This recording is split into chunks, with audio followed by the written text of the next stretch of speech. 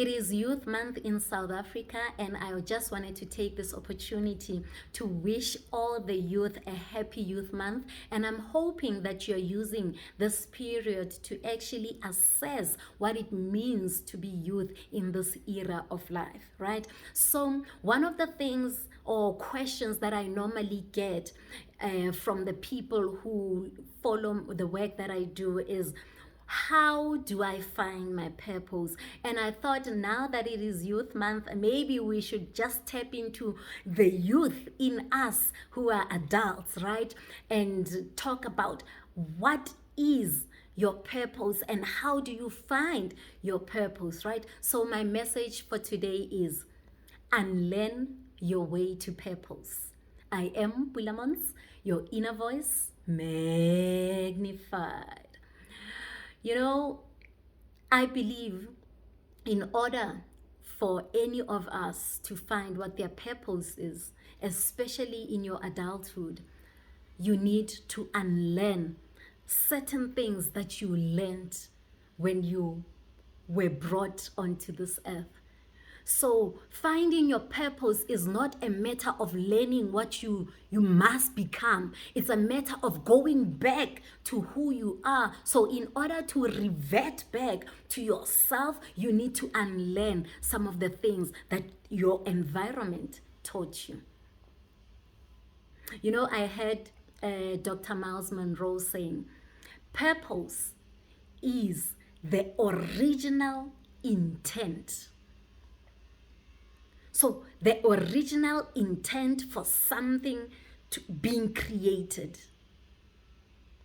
So if we are to accept that definition from Dr. Miles Monroe, then it follows that when we are born, we are fully equipped to do what we were created to do. Because me and you were created in our mother's wombs. And if we accept the fact that purpose is the original intent for us being created, we are basically asking the question, why was I born? What am I supposed to be doing on this earth? And in order for me to have that answer, it means I was created fully equipped to do whatever it is that I'm born to do. You know, when I buy an aircon, the aircon comes to my house fully equipped to do what I need it to do. And what the aircon does is that it is meant to change the temperature of the room that I'm in. So I expect an aircon to be able to warm up the room if I'm cold. I expect the aircon to cool down the temperature in the room when I'm too hot. So by the time the manufacturer brings the aircon to a retail store, he says or she says, I've tested it in my environment and it works. So what the aircon lacks, it lacks the experience to perform in my household. From the manufacturer, it is well equipped to do what it needs to do. That's why the manufacturer ends up putting their name on it. They are saying, we confirm that this thing can do what it's supposed to do. But then they cannot guarantee just yet that it will be able to perform the duties in my household, because probably they are creating it in America. The temperatures are different from the ones in South Africa. So now I need to tell them that, you know what, I love your product, it works even in my environment. So that's what happens to us when we come on this earth. We come fully equipped but lacking experience. Lacking experience to do what we were created to do on this earth. So when we start asking the question, how then do we get experience to do what we are supposed to be doing on this earth? We are sent into a system called a schooling system. Each of us are then sent to schools. So if you attended a school like mine, in my school, we wore uniform. That means all the girls needed to look alike, all the guys needed to look alike. In my school, it was one of the respected schools because even our hairstyles were supposed to be similar. If you had long hair, you were supposed to tie it. If you had, you were not even allowed to have braids. You were not even allowed to have dreadlocks. We were supposed to have short hair or ponytails or pushback, if you know what that is. Combing your hair back, straight back. There was a certain way that you needed to dress. There was a certain way that you needed to behave. There was a certain way that you needed to look in order to be seen that you're from my school. If you dare bring dreadlocks to school, like some guy who once came to school with dreadlocks, he got a serious slap rather, in his face. A varam clap, like Afrikaans people would say. He got a serious beating for looking different. So in your moment of trying to attain experience to be who you are sent into a schooling system that stops you from expressing to them who you are. They are stopping you from telling them who you are, and they start teaching you who they believe you're supposed to be. And what you're supposed to be, first of all, is to look like the person next to you. When you are searching for whether you are good enough in order to do what you were born to do, you are sent into a school system to find that experience. And when you get into that system, it tells you, in order to know whether the results that you've produced, which is your grades, are good or not, you need to look at the results of those who are around you. Then you can determine whether you're good enough or not. And you know, all of this happens at a stage that is called the critical period by the psychologists. And they say the critical period is a period where our nervous system is so sensitive to the environmental influences. So at a critical period, whatever you learn in that period, you absorb. It becomes who you are. It becomes who you identify with. And at that stage, we are sent into a schooling system that tells you, in order for you to know whether you are good enough, whether you are doing the right thing, you need to look around you.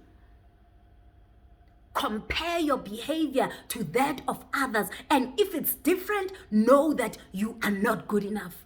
You need to shape up and get in line during the critical period of our developmental stage. And they say also the critical period is also connected to our first language, where we start to learn who we are. It's not just language in terms of talking, but language in terms of defining who you are. During that critical period, you learn to say words like, I'm not good enough. I didn't do as well as my classmates did. So it means I'm not good enough. I didn't wear my hair like my classmates did. That means I'm different. And if being different is wrong, I need to shape up, comb my hair properly so that I can become like other people. So in our quest of trying to find experience for the people that we are being shaped into becoming one thing. We are being shaped into constantly being in competition with one another. We are being shaped into believing that we can never decide whether what we are doing is good or not unless there is somebody next to us that we can compare our results with. So I can never be good enough unless I compare myself with other people. It is during this critical time that we are taught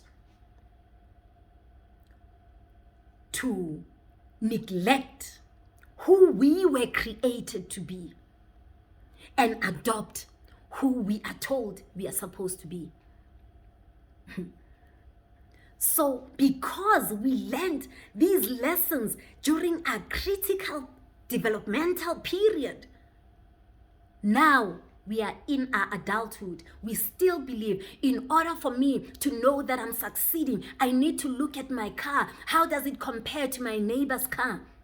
In order for me to know that I'm looking presentable for work, I need to look at what my colleagues, how my colleagues are dressing, and I need to align to what they are doing. In order for me to know that I'm going to be a success, I need to be a so-called academic. And they call it an academic because you are good at certain subjects. But when we go to tertiary, we find that there are academics in all subjects. But funny enough, during the critical period, you were told you were not an academic because you are good at history and not maths or science. So in our adulthood, we still define ourselves according to the things that we learned during our critical period. So how do we find our purpose? We need to unlearn our way to our purpose. You were trying to tell the world when you were acting differently from your siblings that this is who I am, but you got punished for it. But I'm here to tell you, now you are an adult. Nobody's there to punish you. You have the freedom to tell the world who you are. You've got the freedom to be that rowdy little girl that they labeled you to be, because now you are saying, you are claiming back the original intent that for you to be created. You are claiming back that original intent. You knew all along who you were supposed to be, but you were told otherwise. But now in your adulthood, you need to unlearn all these things that you were told. You know, when I started this work, I was so determined not to go for lessons, speaking lessons, for example. I had a lot of people saying you need to go for training, presentation skills.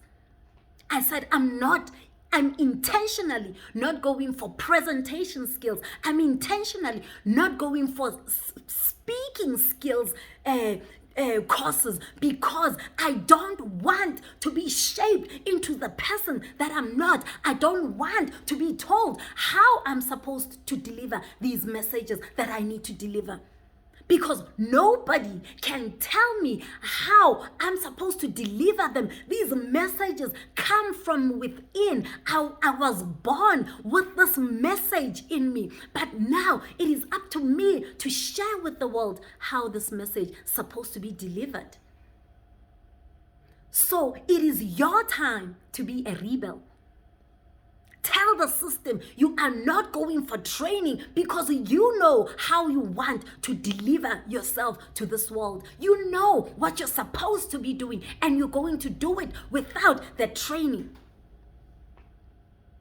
Don't get me wrong. There's nothing wrong with going to get an education. But I want us to step into the education system, understanding that we are there to find experience of who we are supposed to be. We are there to grasp the language that will help us define and tell this world who we are. We are not there to be transformed into things that we are not. When you get an education, know that you are there. When you get a training, know that you are getting this training in order to improve on who you are. So now that I've cemented myself, now that I've decided how I want to deliver my message, now I can go, maybe if I need to, and get a little bit of training. Maybe I might find tips there and there. But now I will be going to find this training with a different attitude. Not for them to tell me how to deliver my message, but for me to learn a little bit more of maybe what I can learn from those who have been teaching these presentation skills, for example. So in order for you to find your purpose, you need to unlearn all the things that you were taught. You need to reclaim who you were. That person that you were punished for being that person, you need to go back to that person. And you can only find that person once you start learning, once you start getting inside of you and reminding yourself who you are. I am Pulaa Montz, your inner peace and purpose coach.